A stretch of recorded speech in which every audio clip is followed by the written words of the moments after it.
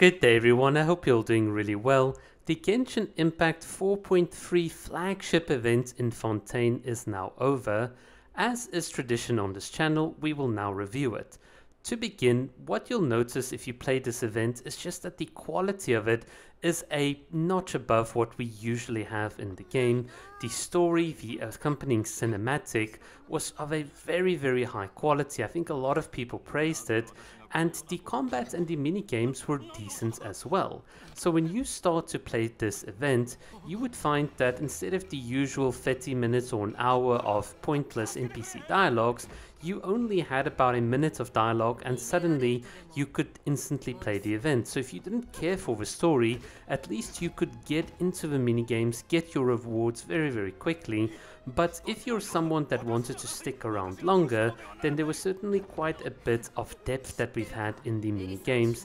And I think one of the things that a lot of people missed out on is the fact that two of the minigames actually now have a special Serenity Pot icon, or I think gadget, that allows you to at least replicate them in your teapot. So the fancy shooting or sniping enemies is now replicable in the teapot, which I really like.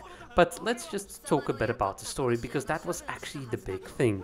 As you've seen here in the background, the cinematic that they gave us is just of such a high quality. I think some of the visuals, the emotions that we're seeing, the voice acting, the EN and the JP voice acting, because I've played it on 2 accounts, was just phenomenal. And this was for me even better than some of the Archon quests that we've had. I wish Genshin would always give us this quality, because what we've had is a new character, admittedly coming in 2 or 3 days, Chevreuse, and we've gotten to know her a bit. We understand what her concept of justice is. We understand how her character works. Like, she grew up in that almost like slum area. She's like very street smart.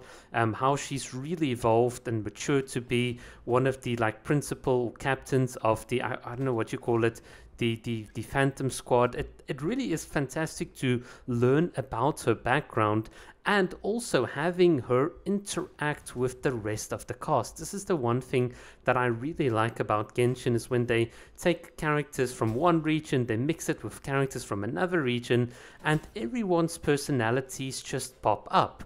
A lot of people said that this event was just them reusing Farina, but honestly I don't think Farina even took the center stage. She was just another character. It was mostly Ayaka and Chevreuse who really carried this, and the voice acting for Ayaka and her lines and scenes that she had to act out in the story was also really good. So from that perspective, absolute props to the team. It was really enjoyable. I wish we could have this standard for all of the characters, including some of the other, if I can call them, neglected characters we've had in Genshin, characters that we haven't really seen in a long time, especially Kokomi. I would love a proper deep cinematic or character dive like they did here with Chevreuse for Kokomi. That would make me so happy.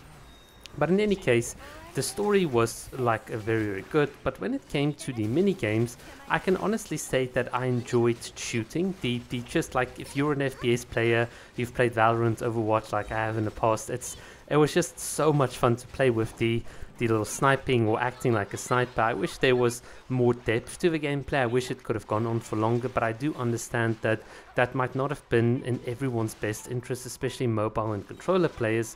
So the length of time that they did dedicate towards it was, I think, appropriate.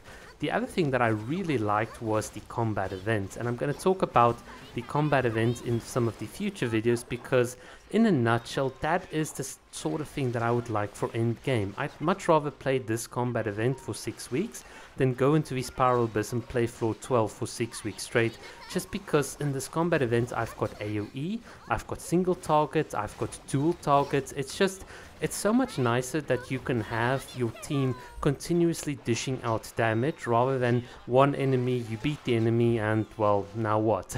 That's typically how Genshin gameplay works. But when you can continuously set up rotations and you can play through an extended period, that's just what makes it so good. And also the beautiful and interesting cinematic effects that you were able to use using the special event skill, that just means you know a lot of footage and videos and like thumbnails and stuff are coming, because I absolutely just went crazy recording all sorts of stuff. So I really love the combat events. I wish it was permanent. That's the only sad thing, is seeing it go away. Regardless, the other two minigames we had was the co-op one, which I felt was a bit weaker. Even though you could get into the game, it felt like it was very RNG. I even had a case where someone completely AFK'd in the co-op event and they still got 27 points. So it felt very tricky. It didn't feel like there was lots of room for skill expression. Once you got behind one of the, what do you call it, the little puppets or whatever was on the field that you needed to herd into the gate, you almost felt like they were on set paths. So even though you try to sabotage or intercept someone else's little gizmo, you couldn't really do anything. It's only if you could really get into position very early on that it would go onto a set path and that you'd get all the points.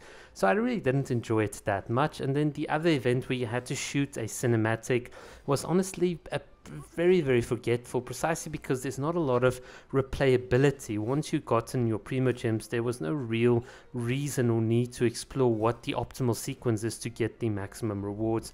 But that's just how I felt. But I definitely felt that the sniper and the combat event definitely carried it by a long shot. And the story, and also trying to find the characters after every single story event, where Ayaka was like looking at the Coppelia duo, or the little Ayato and Nouvelette talking, these little character interactions was just like so good to me. In any case, that is what I thought about this event. It was really good. There's certainly aspects of this event, especially the gadgets, that we'll be featuring in the upcoming videos, but hopefully you guys have enjoyed it as well, and I hope that Genshin can keep this up as the standard. We always talk about how Honkai Impact or Honkai Star Rail's taken all of the good things. I just hope that the wheel starts turning and we get all the good things in Genshin as well. I know it's not always going to be perfect, but it certainly is a decent start. Alright, thank you so much for watching and have a lovely day.